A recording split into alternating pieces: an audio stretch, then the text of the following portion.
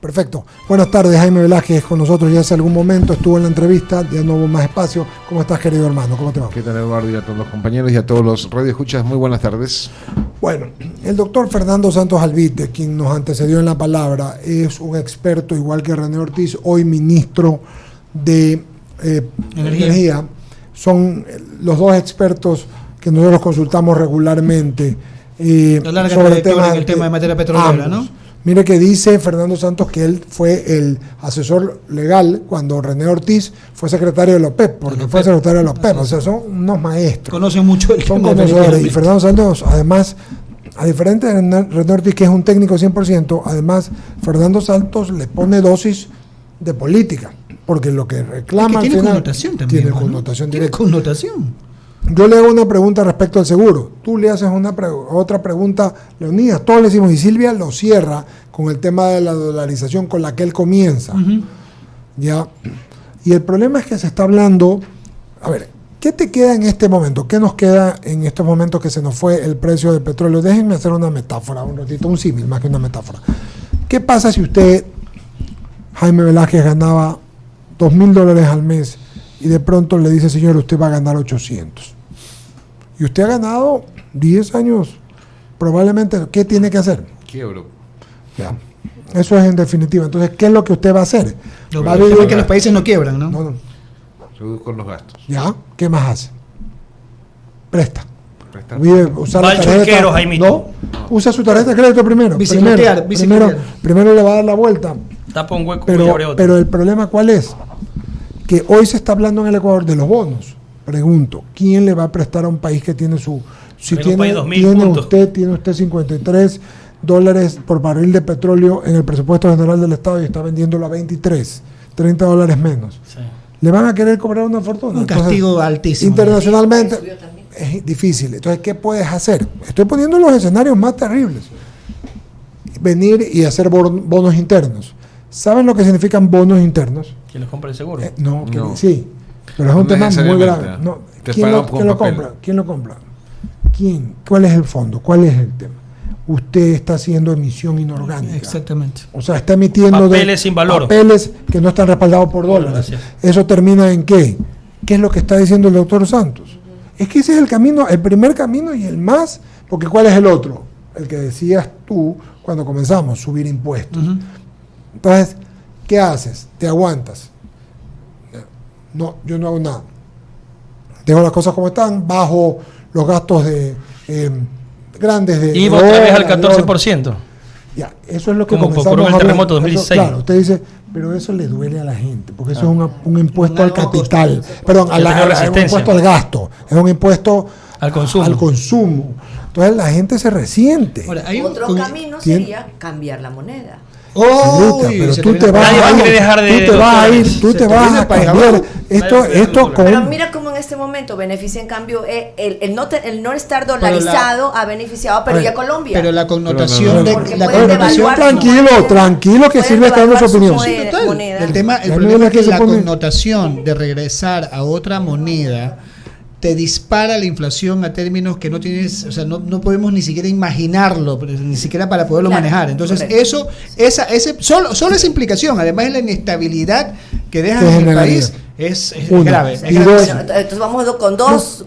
Tienes, lo que tú estás diciendo es real. Es una opción. Posibilidad desgraciada, sería una posibilidad desgraciada, pero real. Ok, dos terribles. ¿Cuál es la tercera vía? No, yo vuelvo a repetir, tienes que subir impuestos, tienes que generar un impuesto político y electoral, ¿no? Electoral, temporal. Además la gente te va a patear, porque esa es la plena. Dos, generar deuda interna, porque deuda externa es difícil, lo que es una emisión inorgánica. De una o de otra manera estás llegando a donde tú dices más temprano que tarde si no lo corriges en el medio.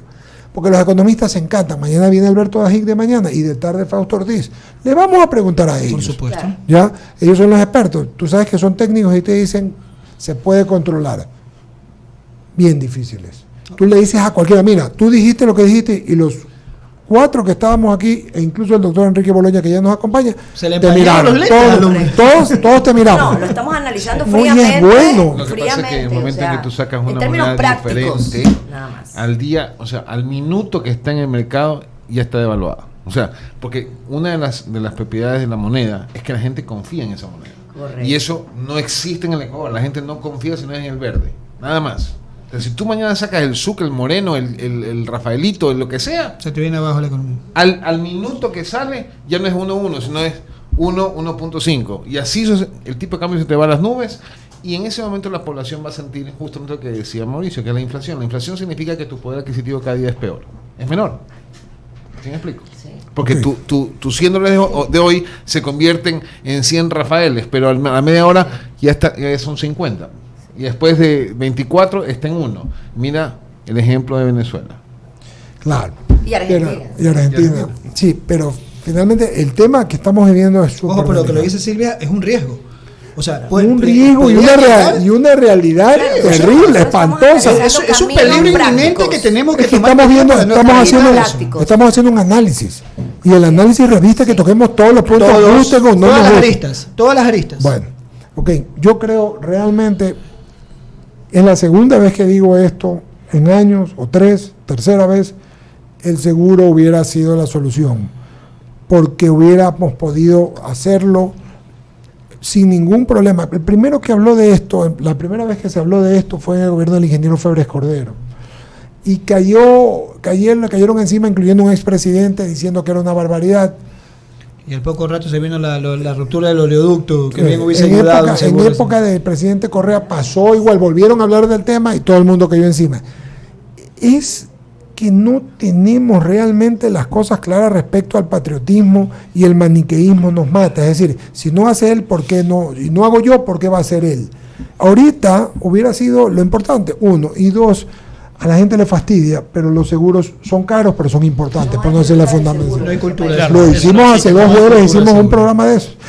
Mucha gente lo ve como un gasto y Cuando siente la pasa la necesidad emergencia, cuando ahí tiene se la da emergencia. Oiga, y el Esa- seguro es una el rama error. tan extensa, tan amplia, que puedes asegurarlo todo, lo que no te imaginas. Bueno, Muy bien, con nosotros el doctor Enrique Boloña, Gilbert, un querido amigo, mi médico además ha estado famosísimo, Enrique, más allá de todas sus muy buenas ejecutorias de conocimiento, ha estado ayer en la televisión, ha estado hablando en medios, en redes. El tema es el coronavirus. Voy a dejarlo a Jaime Velázquez porque no preguntó y fue el último en llegar, y bíblicamente los últimos llegarán a ser los primeros, para que usted arranque. Seré el primer mohicano. Doctor, bienvenido. Gracias por estar aquí en Diálogo en la Tarde, 98.9 en el dial en I99. Cuéntenos, este virus que no tiene cura, si lo comparamos con otros, este es menos agresivo en ese sentido. Es decir, no mata más que la gripe común en un momento dado, o el SARS, o el SIDA, o cualquier otro virus que exista en el ambiente, que son mucho más letales. Eso, primera pregunta que le hago, ¿es verdad o es mentira? Primero, muchas gracias por la invitación. La verdad, como Eduardo menciona, esta ha sido una experiencia interesante para mí. Yo no he sido alguien que está dedicado a hablar en medios, sino a tratar a mis pacientes. Te das cuenta de la responsabilidad que tienes cuando emites un comentario, y realmente te hace ser muy responsable en lo que dices. Estamos, como ustedes dicen, en el medio periodístico con una noticia en desarrollo. Okay. Es decir, ¿qué va a pasar? No estamos 100% seguros, pues estamos frente a un virus novel, es un nuevo virus. El comportamiento de este virus lo estamos aprendiendo conforme pasan los días y los meses. El comportamiento que tuvo este virus en China no fue igual de lo que pasó en Corea. Tú me hablabas de mortalidades, por ejemplo. Al final del día, ahorita que se está pagando la cosa en China han acabado teniendo una mortalidad de alrededor del 3%. La mortalidad en Corea fue 0.6% en lo que va, y tienen miles de casos también. ¿Por qué fue diferente? Porque en región a región, de población de paciente a población paciente, se comporta distinto. Entonces, cuando a mí me preguntan mi opinión, es mi opinión basada en lo que he podido leer, estudiar y aprender de lo que está publicado en la actualidad. Esto no se trata de dar tu opinión como médico, de si eres pesimista o eres fatalista, o si eres más bien hacia el lado minimalista y que no está pasando nada. La verdad seguramente está en algún lugar en la mitad, pero realmente nadie sabe. Estamos viendo cómo esto se va desarrollando. Efectivamente, en promedio, porque cogemos países con más alta letalidad y otros más baja, la mortalidad ahorita está alrededor de entre el 2 y el 3% en términos generales. La gran mayoría de esos pacientes, y eso sí hay que hacer un énfasis, son pacientes mayores, son adultos que tienen comorbilidades, que tienen enfermedades de fondo. O sea, aquellos pacientes que acaban con un cuadro más grave y con riesgo de mortalidad casi siempre tienen. Pacientes jóvenes, adultos jóvenes, también sufren de la enfermedad, pero tienden a tener un cuadro clínico mucho más leve, 80-85% de las veces. Eso es lo que sabemos ahorita. ¿Esto puede cambiar? Claro que puede cambiar. Yo le contaba en una entrevista el otro día a un amigo, yo tengo un muy amigo infectólogo intensivista que está en Seattle, Washington, en el estado de Washington. ¿Y qué pasó? En el estado de Washington, Canadá, al lado de Canadá. Washington State. El primer caso que llega allá es en un asilo de ancianos. Yeah. Se contagian 18 personas, se mueren 7. Porque eran pacientes mayores con enfermedad. Entonces la mortalidad en Seattle, Washington, ¿qué tal está? 40%. Terrible. ¿Qué está pasando, por ejemplo, en Corea? Corea tiene un sistema de salud agresivísimo de hacer test, de estar haciendo examen al paciente. Tienen drive-thru, tienen el carro, tú te parqueas en un carro fuera de la clínica, viene un fulano, te hace con todas las precauciones, te toma la muestra y te mandan el reporte en casa. Y te dice, usted está bien, quédese en casa. Bueno, ellos tienen 100.000 casos confirmados, 0.6% de mortalidad. Ellos han sido muy agresivos con ver quién tiene y dejarlos en casa. A veces cuando uno hace un comentario la gente lo minimiza. Ayer me recibía comentarios. ¿Cómo va a decir que esto no es importante? De ninguna manera he dicho que no es importante. Protegernos a los más jóvenes es sumamente importante porque si que yo me contagio, es verdad, a mí lo mejor no me va a matar. Me va a poner en cama y tomaré un poquito de paracetamol y estaré bien. Pero si yo contagio a mi abuelita, que es renal crónica, que recibe un tratamiento con quimioterapia, la historia puede ser otra. Entonces, las medidas tienen que ser tomadas, uno tiene que estar alerta, pero no alarmado. Esa sería mi posición ahorita. Doctor, pero lo que pasa es que en el coronavirus, y lo que siempre se hace referencia es a la cantidad de muertes, pero también es cierto que hay una cantidad de recuperados bastante grande, 62.841 de los 114.000 casos. Sí. Es decir, y los casos que quedan realmente todavía abiertos son 47.000, y de esos... Hay un subdiagnóstico tremendo. Sí. O sea, si tuviéramos la posibilidad de hacer pruebas a todos los que quisiéramos, a lo mejor no hay 5.000 casos, hay 50.000 casos, y la mortalidad va a seguir siendo esos 500 muertos. Entonces, es un asunto de matemático aquí el numerador. Creo que con el tiempo, con los días, vamos a ver cada vez más casos, lo cual no necesariamente va a ser algo que debería asustarnos, porque vamos a ver que el comportamiento, y esto es simplemente mi opinión basado en lo que estoy viendo, pero vamos a ver cómo se comporta en cada lado. Yo te decía, el calor pasa a ser a lo mejor una cosa positiva para nosotros, y esto es una idea, así porque sabemos que... Y bueno, lo han visto en la India. O sea, en la India está pasando, no están teniendo, no pensaría las condiciones en la India, en ciertas zonas, debería estar a lo mejor una sobrepoblación, va a haber... En la India no se ha comportado tan agresivo el virus, porque el virus al exterior no vive mucho con el calor, es termolábil, sufre mucho con el calor. Eso puede jugar a nuestro favor acá. Ahora, en el interior, en superficie, sí vive. Entonces hay que tener los cuidados de limpieza. Hablábamos de no solamente la higiene personal del toser, el lavado de manos, el estornudar, sino también la limpieza de superficies en lugares como este, por ejemplo una radio, una oficina que tiene mucha gente que está pasando. El virus tiene la capacidad de quedarse en una superficie varios días. Entonces la limpieza tiene que ser seguida, la limpieza tiene que ser secada. El virus le gusta la humedad, entonces limpias con cloro o con el desinfectante que tengas, pero si dejas esa humedad favorece el crecimiento viral. Hay que secar. Doctor, y esas cifras que usted señalaba que realmente no son para alarmarse, podríamos decir que en Ecuador también pasa lo mismo. Solo tenemos de momento 15 casos desde que empezó este problema, porque de cierto modo se han continuado con el tema de los controles también, del ingreso de turistas al Ecuador. Italia acaba de prácticamente su territorio completo decretarlo en emergencia por la situación de más de 8.000 contagiados y más de 400 muertos. Pero nosotros todavía podemos decir que en Ecuador estamos en un plano para no alarmarse, estar alerta para no alarmarse, como dice usted. Hay distintos escenarios en este tipo de infecciones o de brotes de infecciones. Se habla de 3 escenarios.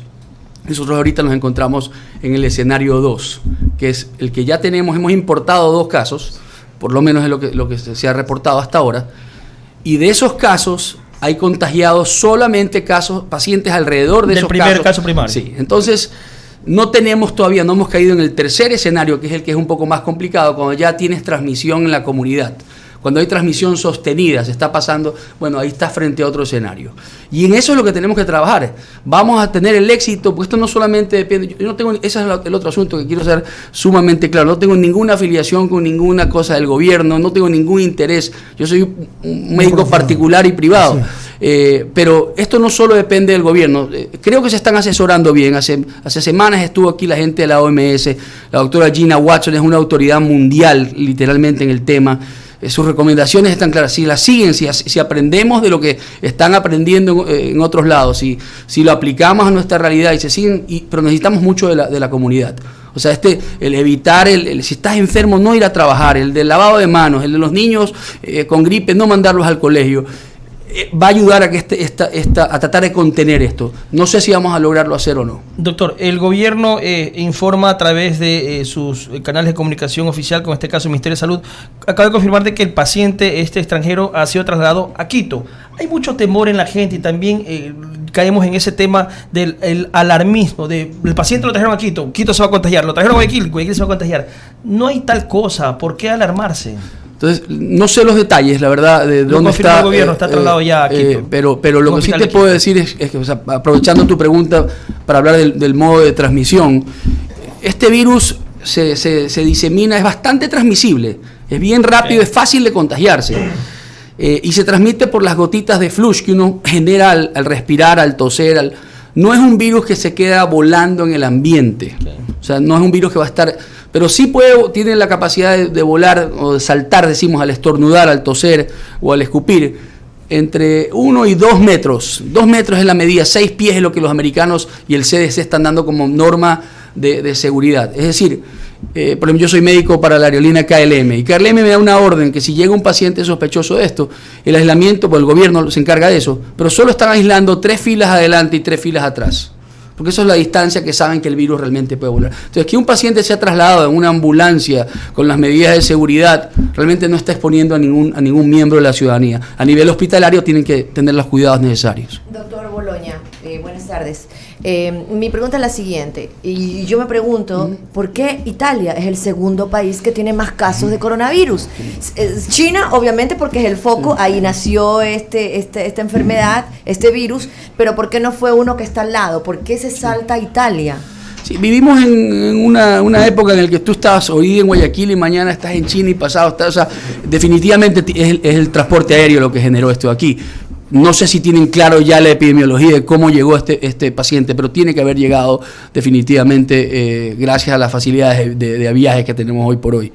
Entiendo la posición del gobierno italiano al principio fue un poco conservadora, fue un poco minimalista en mi opinión, y luego desgraciadamente la población que se les contagió fue una población igual que lo que pasó en Washington, pacientes mayores. 75% de los muertos en Italia, de ese número que ustedes reportaron de 400 y pico, 75% de esos pacientes tienen más de 70 años. 85% de esos pacientes tienen por lo menos 2 o 3 comorbilidades, tienen 2 o 3 enfermedades de fondo. Entonces ni siquiera tampoco quiero decir, hoy soy viejito y no, estos son pacientes mayores y con enfermedades. Son exfumadores, son pacientes con cardiopatía, son pacientes que están tomando algún medicamento para la presión arterial, son pacientes que están tomando medicamentos que te bajan las defensas. Esos son los pacientes que van a estar más a riesgo. Ahora, no deja de ser importante que los sanos no nos contagiemos, porque nosotros vamos a ser los que podremos potencialmente pasarle esto a nuestros familiares, amigos, colegas.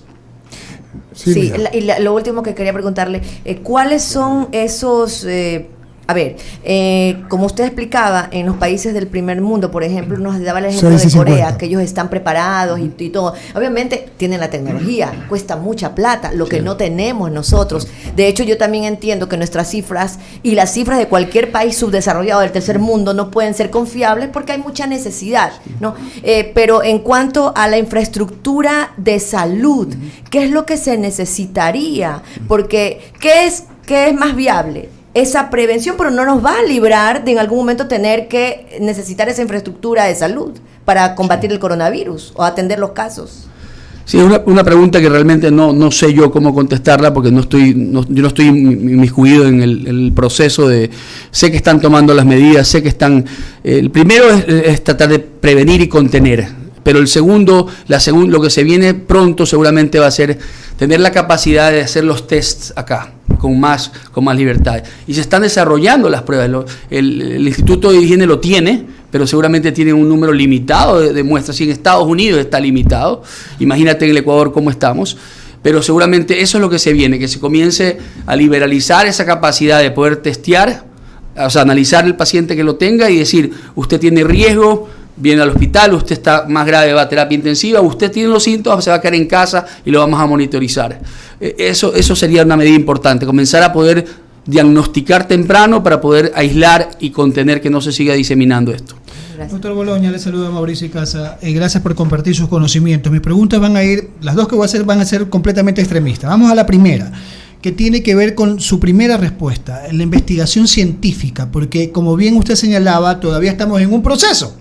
¿Ok? Entonces, dentro de ese proceso puede pasar cualquier cosa, y ya hemos visto en ocasiones anteriores cómo los virus asociados a los problemas respiratorios tienen esa particularidad de mutar de una manera impresionante. Entonces, ¿podría pasar eso con este virus, doctor?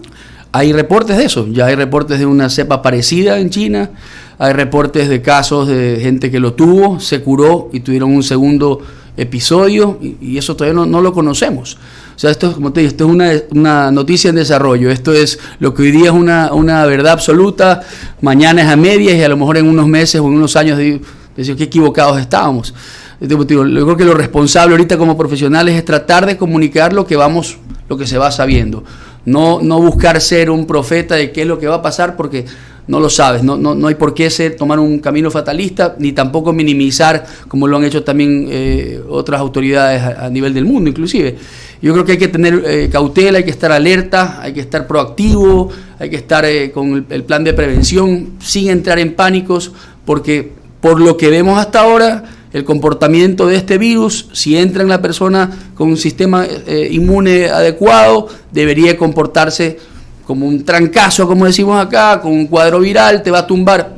Pero tenemos que protegernos para no infectar a los mayores. Y hacia allá precisamente iba mi segunda pregunta, por eso le decía, lo uno es un extremo completamente de lo otro, ¿no? Ya hemos hablado, y usted le ha dicho acá, de las medidas de limpiar las superficies y todo eso, pero usted ha hecho énfasis en 2 ocasiones acerca de lo importante que es tener su sistema inmune lo más arriba posible, y en ese sentido sí ayúdenos por favor con consejos prácticos, porque a veces caemos presa fácil del mercantilismo y te comienzan a decir, es que esto de aquí, este producto tiene esto, cuando de repente en muchos productos naturales, en frutas o alguna cosa por el estilo, podemos tener esas dosis o mejores todavía las que nos empaquetan en productos ya químicos.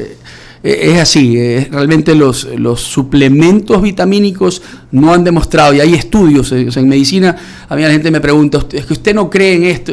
Yo no soy religioso, yo soy médico y yo te tengo que decir qué tratamientos hay evidencias que tienen ciencia y respaldo científico y cuáles se han demostrado que no funcionan. Es así de sencillo. Y si la vitamina C o el agua alcalina, hay un estudio que demuestra que funciona, eso es lo que voy a recetar.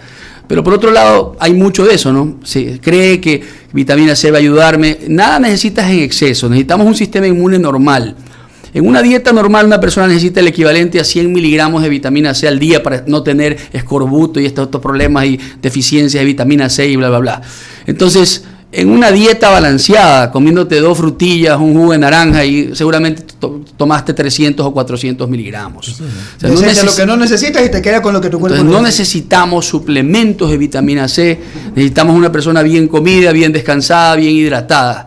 Pero estos megadosis no son recomendadas, no hay ninguna evidencia que funcione. Enrique, escuchándolo, todos mis compañeros han preguntado y pregunto yo al final para tampoco entretenerlo. Ha dejado su consulta aquí al frente y se ha venido un ratito y se lo agradezco de todo corazón al doctor Enrique Boloña. ¿Cuál es el principal problema que yo veo? Veo 2 problemas, a ver si compartimos el tema. Primero, el desconocimiento. Jaime preguntó algo al respecto muy claro sobre el tema de la incidencia de mortalidad y tal. Desconocimiento en el tratamiento, ya se está haciendo, el gobierno está haciendo su parte en el tema de limpieza, de desconocimiento. Y el